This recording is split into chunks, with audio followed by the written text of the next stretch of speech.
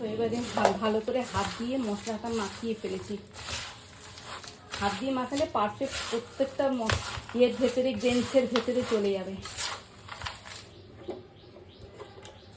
দেখো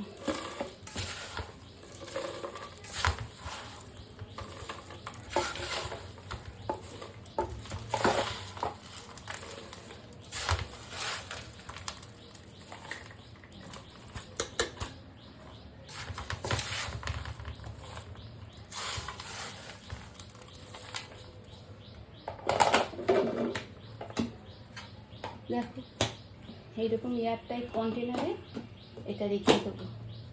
দেখো একদম মানে স্ন্যাক্সটা চায়ের সঙ্গে খেতে খুব ভালো লাগে, বিশেষ করে বিকেলবেলাটাতে।